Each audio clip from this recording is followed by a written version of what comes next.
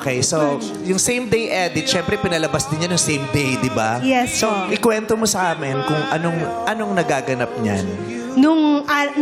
Actually, nung pinapanood na po yung same day edit namin, medyo nagkaroon po ng problema. Bakit? Like, si Patrick kasi, syempre katabi ko po siya nung time na yon, nakikita ko po na na siya, nahihilo.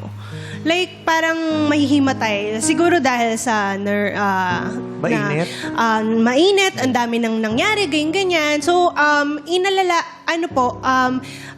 yung isa naming friend na host din, inas po namin siya na alalayan na lang papunta sa, sa CR? hotel. Pinabalik. At sa room, kasi malapit lang po yung room doon. Para at During least, the reception, umalis siya. same day edit na. Yung pinapanood na po namin yung Pero same nasa day reception edit. pa din kayo niyan? Yes po. Tapos, nung paglabas niya, po siya, hinamatay po siya nung time na yon. So, syempre, So, paglabas niya pa lang ng reception, hinimatay siya. yes po. Hindi ko po alam na hinimatay siya kasi nagti-thank you po ako sa mga guests eh. Dahil ako na nga lang yun nandun. So, nagti-thank you po ako sa kanila and all. Tapos lumapit na lang sa akin yung friend ko na Jerry, si Patrick, nahimatay na nga sa labas. And then, anong nangyari? So, after po nun, syempre nag-thank you ako and then lumabas po ako agad, tumakbo ako kasi syempre, di ba, as a partner, nakakasal lang, Hinimatay yung jowa mo. Oo, nakakakaba po. And then, nung time na yon na tumatakbo ka sa kanya, bigla siyang tumayo. So, Isha prank. parang okay lang ako, yung parang gano'n, okay lang ako, ganyan-ganyan. Pero ang dami nagsasabi sa akin, hindi siya okay, ganyan-ganyan. So parang nagpatawag ng nurse, tas yung ambulansya and all. Tapos dumating yung nurse, may relasyon sila ng nurse. And then nagkahinap ako ng plot twist, di ba? May plot twist eh. Ayun po. After po nun, syempre, para mapanatag yung loob, dinala po namin siya sa hospital. Kasi yung nilagay ng nurse, bumababa yung oxygen niya. Nasa 30. Baba nun. Opo, 30. So, kailangan po namin siyang dalhin sa hospital. And sa hospital, sabi ng doktor nga niya na nalunod yung mga organs niya sa tubig. Yung parang napuno yung organs niya ng tubig. So, nung time po na yun, so parang sabi ko, parang parang, alam mo yun, nababahala na ako. Anong nangyayari? Tapos, kinabukasan nun, lumapit yung doktor, sabi, okay na. So, the following day pa. Yes po. The following day, like mga October 7 po ng mga hapon, sabi, okay na siya.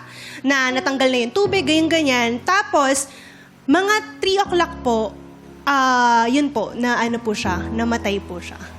Ni-revive po siya. Ilang beses po siyang ni-revive, 3 beses. Tapos, lahat sila nagtatanong na sa akin anong gagawin kasi nga asawa ko. Yung parang ikaw na yung magdedesisyon sa kanya.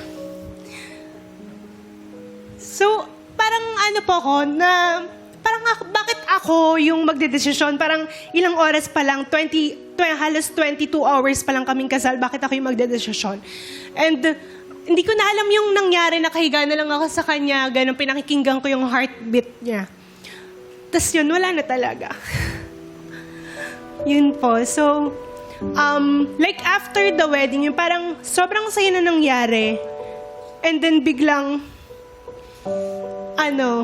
patay na. So parang unreal po.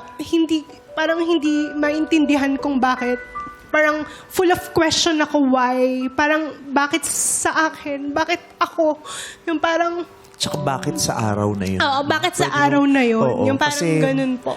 Napaka-special ng araw na yun. Di ba, lahat naman tayo, gising naman tayo sa katotohanan na eventually, di ba, lahat tayo mawawala. Pero hindi sana sa araw kung saan dapat masayang-masaya siya. Bakit nung araw na yun, mako-question mo yun eh, di ba? Hindi siya madaling matanggap.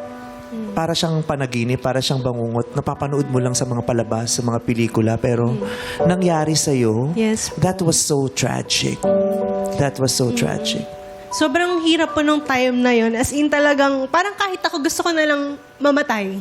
Yung parang samahan siya. Kasi parang, he loved me until the end. And parang ako gusto ko din na, tayong dalawa na lang. Yung parang ganon. Parang, parang natutuhanan talaga yung till death do us part. Yung so, yun po, sobrang hirap makabangon. Even, Nagalit ka?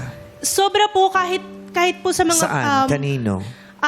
Sa sarili ko kasi hindi ko alam na may sakit pala siya. Tinago niya po yung sakit niya. Anong sakit niya? Nalaman po namin after na nung inaayos na po yung mga gamit niya dun sa bahay. Nalaman namin na may sakit na siya 2015 pa lang sa puso. So, tinago niya po sa akin, sa pamilya niya. Hindi po alam ng pamilya niya din.